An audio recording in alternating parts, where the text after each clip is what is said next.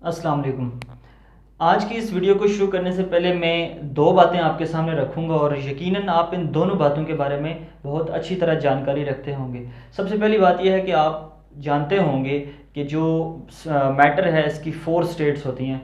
Four states of matter कौन सी हैं? सबसे पहले उसमें गैसेस आ जाती हैं, दूसरे नंबर पे लिक्विड्स हैं, तीसरे नंबर पे सॉलिड्स हैं और फोर्थ स्टेट ऑफ मैटर है प्लाज्मा, चौथी प्लाज्मा है। और उसके बाद दूसरी चीज़ जो है, अगर हम सॉलिड्स को देखें तो सॉलिड्स की भी बेसिकली चार टाइप्स हैं। ठीक है, इनके फॉर्मेटिंग पार्टिकल्स की बेस पे, सॉलिड्स को बनाने वाले जो पार्टिकल्स हैं उसकी बेस पे सॉलिड्स की भी चार टाइप्स हैं। कौन कौन सी हैं? सबसे पहले आ जाते हैं आयोनिक सॉलिड्स, फिर आ जाते हैं कोवेलेंट सॉलिड्स, फिर आ जाते हैं metallic solids and fourth one molecular solids, जो आज का हमारा टॉपिक है। ठीक है, बहुत ही बाकी जो तीन टाइप्स हैं इनके बारे में तो ये है कि अगर इनके नाम को ही देखा जाए तो हमें बहुत सारी इन्फॉर्मेशन मिल जाती है आयोनिक सॉलिड से, कोवेलेंट से या मेटालिक सॉलिड से।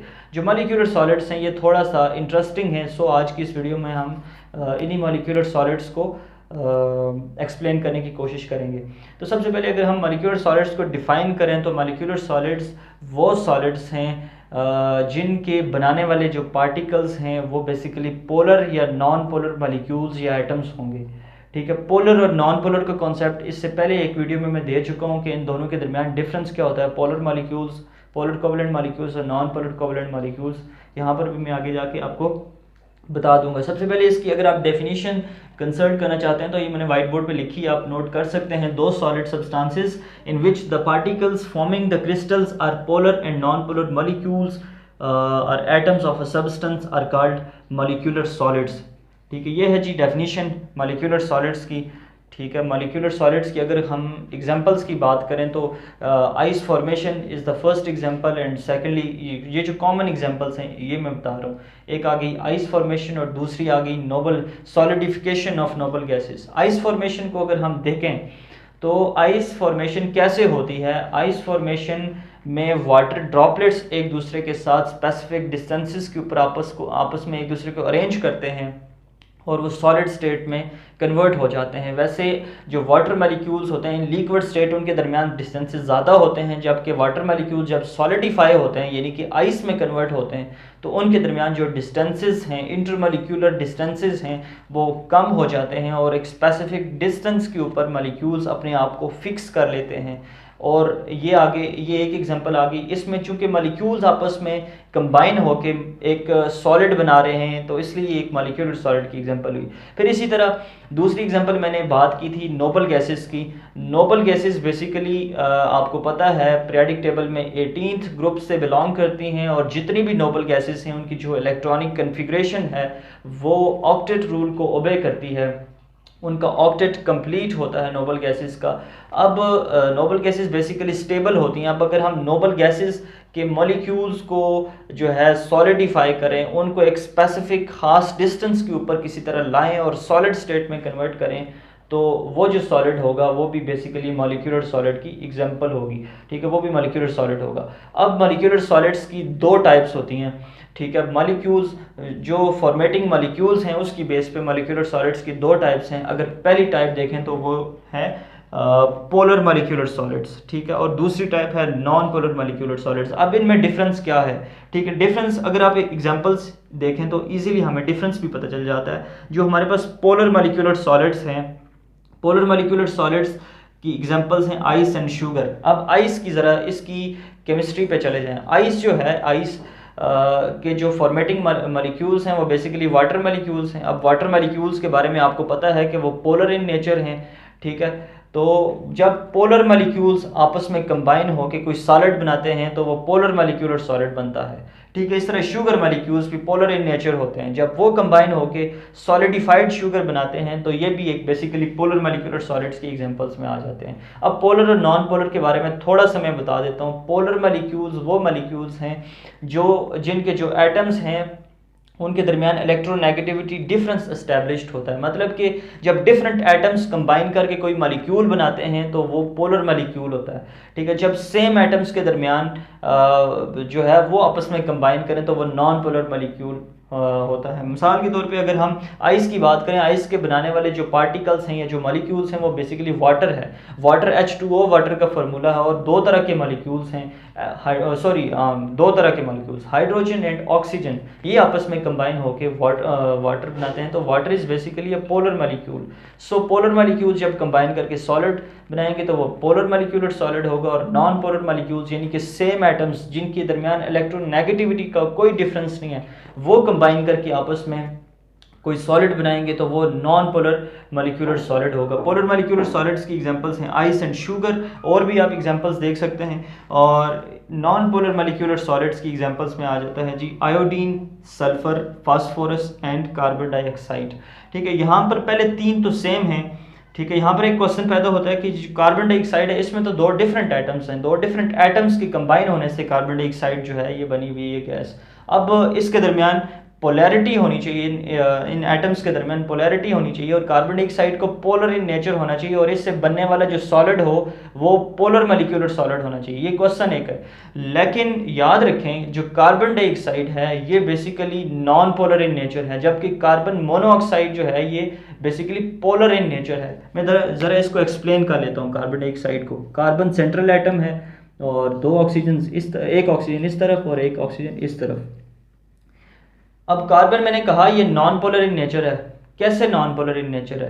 नॉन पोलर इन नेचर इसलिए है कि जो कार्बन डाइऑक्साइड के अंदर जो डायपोल मूवमेंट की वैल्यू है, नेट डायपोल मूवमेंट की वैल्यू है वो ज़ीरो है। इसके डायपोल मूवमेंट्स एक दूसरे को कैंसिल आउट कर जाते हैं। मिसाल के तौर पे जो कार्बन से ऑक्सीजन की तरफ डायपोल मूवमेंट होगा वो ये होगा, ठीक है, इस कार्बन से ऑक्सीजन की तरफ ये होगा।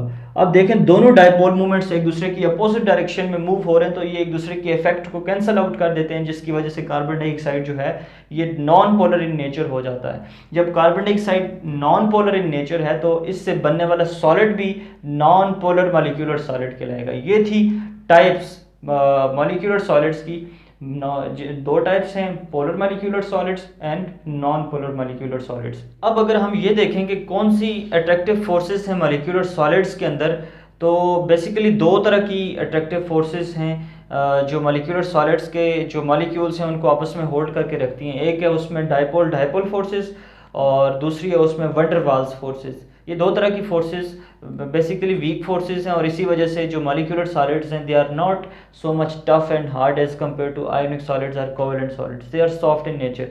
इसके बाद जो अगला हमारा कंटेंट है वो है इनकी प्रॉपर्टीज़। मॉलिक्यूलर सॉलिड्स की प्रॉपर्टीज़ क्या हैं? जिस तरह बाकी सॉलिड्स की मुख्तलिफ, हर सॉलिड की अपनी प्रॉपर्टी होती है, तो मॉलिक्यूलर सॉलिड्स की भी कुछ स्पेसिफिक प्रॉपर्टीज़ हैं जो हम यहाँ पर डिस्कस करेंगे।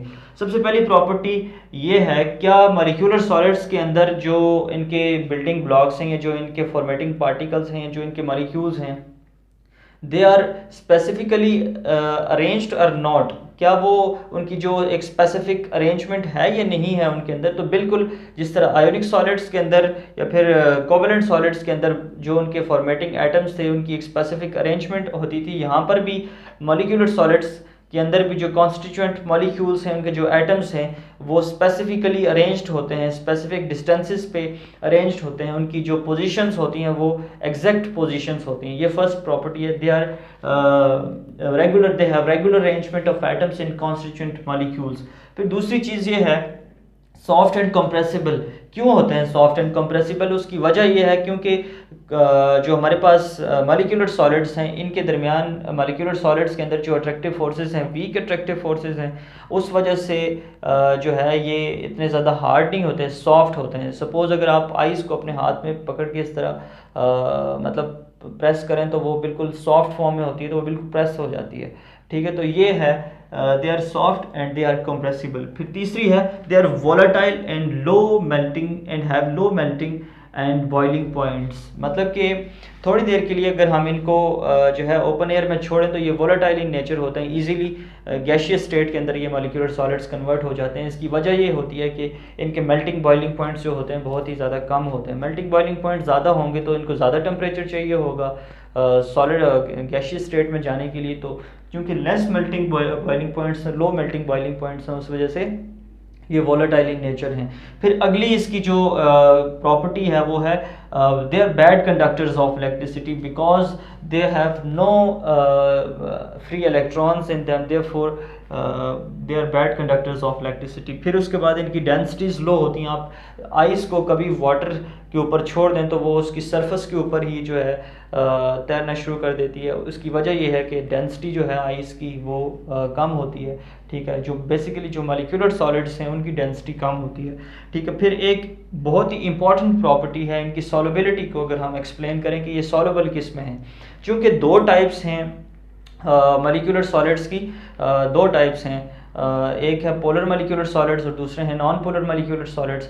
तो इन दोनों टाइप्स जो हैं इनकी सॉल्युबिलिटी को अगर देखें तो इनकी डिफरेंट सॉल्युबिलिटीज़ हैं। सॉल्वेंट के लिहाज से इनकी सॉल्युबिलिटीज़ जो हैं वो चेंज होती हैं। फॉर एग्जांपल अगर हम पोलर मॉलिक्यूलर सॉलिड्स को देखें तो जो पोलर मॉलिक्यूलर सॉलिड्स हैं वो सिर्फ और सिर्फ पोलर सॉल्वेंट्स के अंदर ही सॉल्युबल होंगे, जबकि जो नॉन पोलर मॉलिक्यूलर सॉलिड्स हैं वो नॉन पोलर सॉल्वेंट्स के अंदर सॉल्युबल होंगे। ये थी कुछ प्रॉपर्टीज़ मॉलिक्यूलर सॉलिड्स की। अगर आपका मॉलिक्यूलर सॉलिड्स से रिलेटेड कोई भी क्वेश्चन है तो कमेंट सेक्शन के अंदर आप मुझसे वो क्वेश्चन पूछ सकते हैं। और हाँ, एक आखिरी बात कि अगर अभी तक आपने मेरे इस चैनल को सब्सक्राइब नहीं किया तो इस चैनल को लाजमी तौर पे सब्सक्राइब कर लें और साथ ही में मौजूद बेल आइकन को भी लाजमी प्रेस करें ताकि आपको मेरी आने वाली जितनी भी वीडियोज़ हैं उनके नोटिफिकेशंस बर वक्त मिलते रहें। आपका बहुत शुक्रिया। मिलते हैं अगली वीडियो में। अपना बहुत सारा ख्याल रखें। अल्लाह हाफिज़।